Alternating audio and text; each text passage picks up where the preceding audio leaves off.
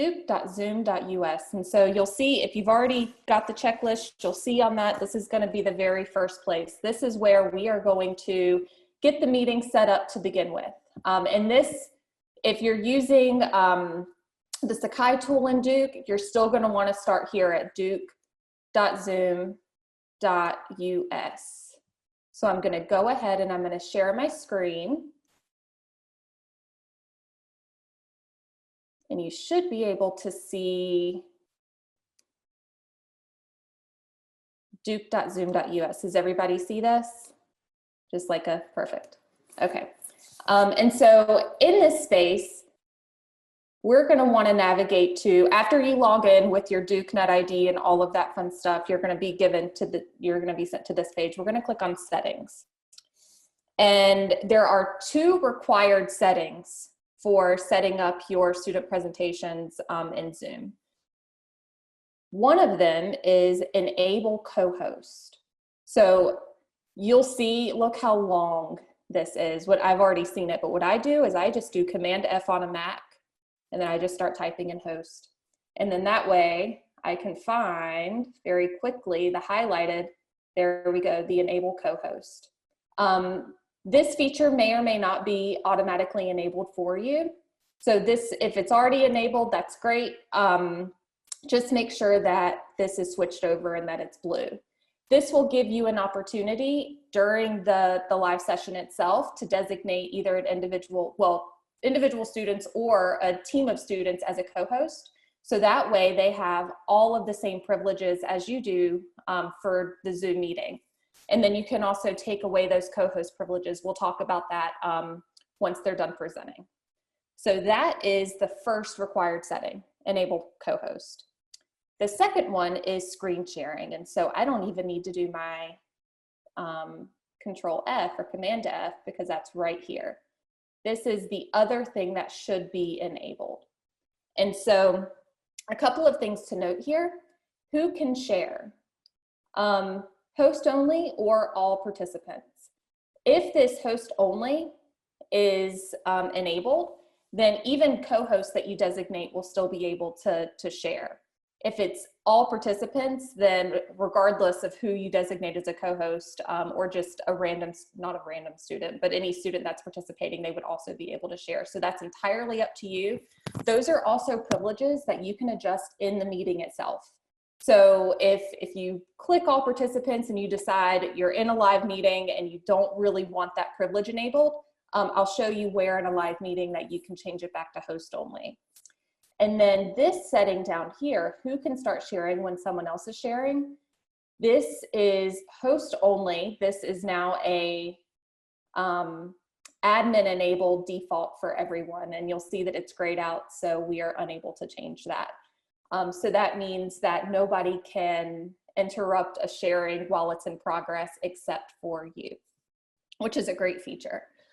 So those are the 2 required settings, co-host and screen sharing. Now I've also listed a couple of optional settings because, you know, depending on the nature of the live presentation and what students are hoping to accomplish, there are some other settings that might be useful to enable. One of them is polling. So that's right here. If students are trying to have more of an active participation sort of presentation, then this could be great for them. As a co-host, they would be able to have all of those options to create a poll in the meeting itself and to get peer feedback and all of that fun stuff. And if they plan to do that, just make sure that that's enabled. Another great one is whiteboard.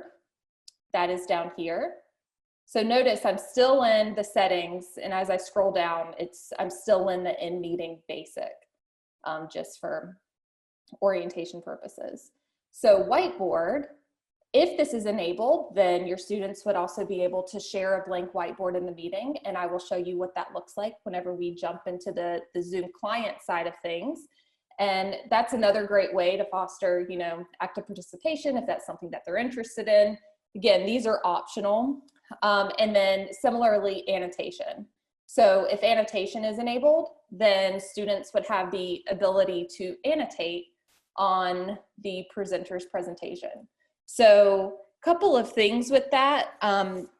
You know what is most appropriate for your class and what isn't. Some pros would be, hey, it's a great way for students to be able to participate with each other and to provide feedback. Cons, it can also be distracting. If the presenters were not necessarily wanting an annotation on their presentation, then that can cause them to lose their train of thought and whatever else. So that's something else. Just keep in mind, if that's enabled, students would have that ability to annotate on their peers' presentations, but that's another one of those features that could be disabled in the meeting itself. So I'll show you how to do that. So let's see. That is everything for the meeting settings themselves. So we have our 2 required ones, our couple of optional ones. The other host of settings that we want to look into before we jump into the live Zoom client are under the recording tab. So I'm going to click that. And this is where you can adjust all of your global settings for how you would like the recording to save. Things to point out here, if you would like the ability to save this file locally, so this is you as the main host that has likely started the meeting, then you'd want to enable this. And this will give you an option in the beginning of the meeting to be able to either record that file on your local device. This is a big one that I want to point out too. Hosts can give participants the permission to record locally. I have this checked for my purposes. If you do not want students recording other students' presentations for any purpose, I would recommend unchecking that before you start the meeting. So that way, anybody that's not a host could not record other people's sections of their presentation. And then finally, we have cloud recording. So a couple of things to note with cloud recording, if you're not already familiar. As long as this is enabled, then you will have the option to record to the cloud.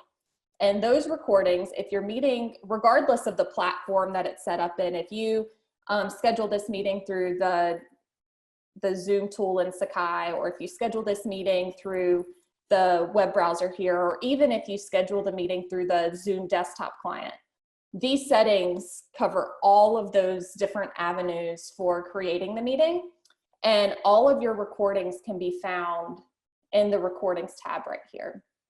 So that's entirely up to you with how you want to do that. The one thing that I will mention, and this has been a bit of a caveat, if you are using the Duke tool in Sakai, and if you have the cloud recording feature enabled, those cloud recordings will show up for students in Sakai. So if this, for these live student presentations, if this is something that you'd rather not have freely available for students to be able to share and download, etc., then I would recommend turning off cloud recording for these presentations if you're using the Duke tool in Sakai, so that way they're not made readily available for everyone to access in that tool in their Sakai course. That's a weird quirk, but I just wanted to point that out. Okay, perfect. So we're at this point, we have all of our global settings enabled. We have now oh, you know what? We have not created our meeting. I wanted to show you something. This is just a reminder, pro tip, I guess. Schedule a new meeting. This button is your best friend. We have run into some issues where when using personal meeting rooms, for some reason, the co-host feature is not always predictable. So enabling a co-host in your personal meeting room doesn't always give them all of the toolbar hosting privileges. Same thing with an instant meeting. And if you don't already know what an instant meeting is, that's fine. You don't need to know. It's normally this orange button. Same thing. So for your final presentation meeting, we recommend that you schedule a new meeting. And again, that you can do this in the Duke Zoom tool in Sakai.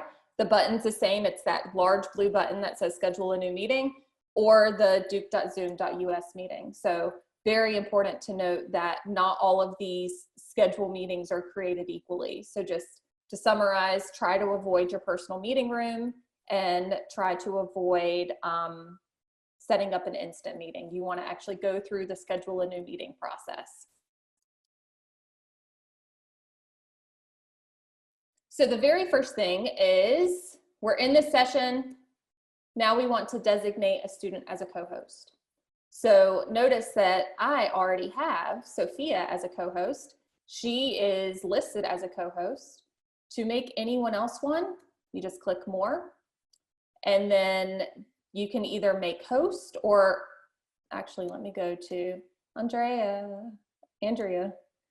If I want to make Andrea a co-host, all I do is that, make co-host, and then there she is. So pretty simple. You just navigate to your participants bar, hover until you see the more icon, and then you're able to make them a co-host when it's their turn to present.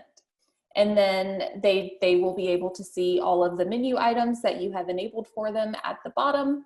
And then when their presentation is up and they've aced it, then you can kind of withdraw their co-host permission and then designate someone else as a co-host.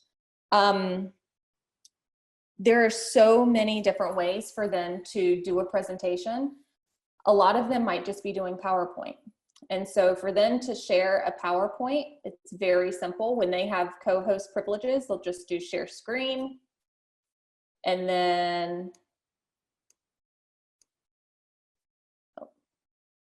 they can either, I have this up. Hold on, sorry. I don't want to make you dizzy. There we go. When their PowerPoint is pulled up, they'll go to share screen. And if there's no audio or no video, it's as simple as just clicking on that application and hitting share. They can also share their desktop and then put their PowerPoint in presentation mode. That's entirely fine too. Very simple. You should be seeing just a PowerPoint now of our lovely title slide from earlier. When they are done sharing, they just hit stop share. But I don't want to stop share because I want you to be able to still see me. So I'm going to navigate back here. In the event of your students, maybe they're not presenting something that's, you know, like a series of static images. Maybe it's something more dynamic. Maybe it has audio or video. There's two settings under the screen share that I want to point out. One of them is share computer sound. So, you know, we recommend that our students have a little headset with the mic, and that helps with sound quality. But if you're sharing a video, that video is trying to pull in the sound from, you know, your mic or your headphones, not the computer itself, and it just doesn't know what to do. So if you enable that share computer sound, then that sound is now going to pull in from the media file as opposed to your headset. Similarly, optimize screen share for video clip. This is optional. All this does is it helps with the resolution of videos. I don't know if you've ever tried to share a video in a live session like this. It can get a little bit blurry. So Zoom has this feature that can just help viewers view it a little bit more clearly. So those are two settings that can come in really handy if your students are sharing things with audio and video. I mentioned the whiteboard before. This is also how you could share a whiteboard. So I don't know if you've played around with this, but your students might want to incorporate this in their presentation. That's beautiful. And then you have the option to save. If you hit clear, it's going to clear everything, just heads up. Undoes everything incrementally as you applied it. All right. If this is a group presentation, we recommend just one person of the group being the main presenter, and just for time's sake, instead of having to pass the ball between group members. They can still, you know, jump in at their part, but it can become time consuming to have 5 different students in a group, each presenting their different segments of a PowerPoint. Just wanted to point that out. So the other thing that we talked about in the global settings was annotation.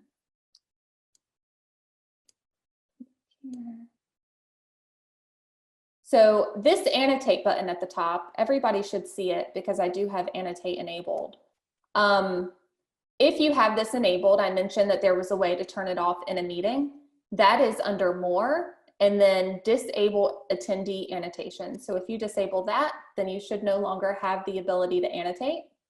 And then there's also this fun thing for show names of annotators. And so this is just like a fun Zoom thing. It may or may not be relevant for a student presentation, but if you are ever using annotation and it's for a purpose where you'd like to see who's doing what, that's a great way to kind of keep track of that. And another setting that I mentioned that could be adjusted in the meeting itself was the share screen privileges. So notice down here, only one participant can share at a time. I have that enabled. Multiple participants can share simultaneously. I don't have that enabled. And then it's under these advanced settings where if you want to modify who can share in the meeting, then you can adjust those here. But the last thing, and this is the easiest part of the entire part, is recording. So we've already set up our recording settings in the duke.zoom.us web browser.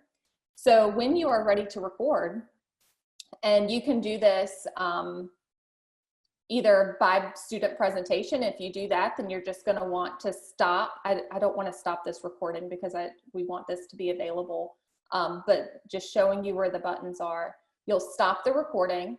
When that meeting ends, it's going to save a series of files specifically for that stop of that recording. So you'll start it for one presentation, stop it.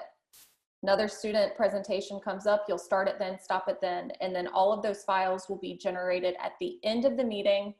They're going to save wherever you wanted them to save. If you wanted them on your local device, that's where they're going to save. If you wanted them in the cloud, that's where they're going to save, and they will save individually for every time that you hit start and then stop. And they're going to save as an MP4 for video and then an MP3 for audio, if you have the audio file enabled in your settings. So that's the easiest part. It's just remembering to start recording and then stop recording for each of the presentations. Or the other option is if you just want to record the whole session as a whole, that's entirely fine too. That'll save one file of all of the presentations, and it will be a little bit longer, but the data will be there. And just a couple things to note. Cloud recordings. Since everybody in the world is using Zoom right now, these cloud recordings can take a little bit. Yeah, it's going to be a very long video and it's going to take a long time to render. So in the event that you would like to do it that way, we are not advising that, but if you would, I do recommend not trying to record it to the cloud and then record it to your local device. For long videos, it's much faster for your computer and the Zoom client to process a local recording as opposed to the cloud recording, because anything that's going in the cloud, you're competing with all Zoom users all across the world for that rendering space. So we found that can take a little bit. Yep, and I also recommend breaking the video in smaller chunks if you're able, if it makes sense. Any relationship to Panopto? In what way, Gwen? Like the Zoom Panopto relationship, or if they can work together? In my experience, one generally chooses one or the other for video. What do you think, Sophia? Yeah, well, well, we actually can't make a recommendation, like that. But we can just share with you how, we're recommending using Zoom. If there are specific, school-wide recommendations at other parts of the university, then we'd have to consult. You'd have to consult with your IT people there. Yeah. But Zoom is definitely easy to have students record their videos. Faculty can record their videos. As Megan had mentioned, you can pause when you create shorter videos by pausing those recordings. And when you do that, it generates, a smaller video and also sends the associated audio file. I had to do that for some of my sessions with students because, a class session is an hour and a half and all of my students were presenting, but I wasn't going to record such a long video. So we kind of rethought how we were structuring that session for an hour and a half. And then we ended up having, 3 smaller video recordings that they could then go and review. And what I wanted to mention is when you look at those settings, if you're setting up your meetings in Sakai, as Megan had showed when she showed you the settings for editing a meeting, it's that exact same view Megan was just at. That's what you would see if you're editing your meeting within the Sakai site as well. So that was very helpful, and I wanted to mention that. Mm-hmm. I'm just going to pull that up just for sake of looking at something. This is a good one. And Zoom meetings. So if you have the Zoom meeting tool enabled, it's going to show up here in your left-hand navigation bar.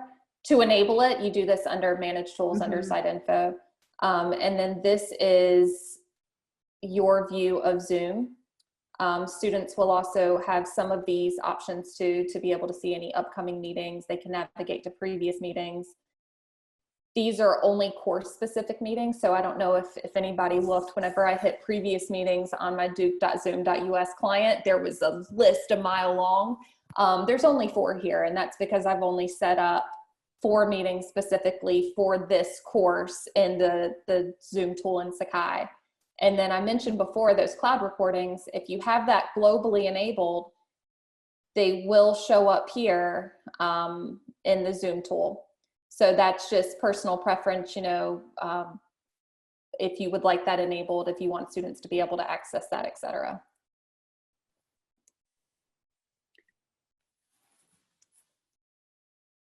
Most students are enrolled in multiple classes, so definitely if you've enabled, when faculty enables Zoom within their Sakai site, it makes it much easier for students to go right into that course site and access upcoming meetings, office hours, if you schedule office hours, and then recordings.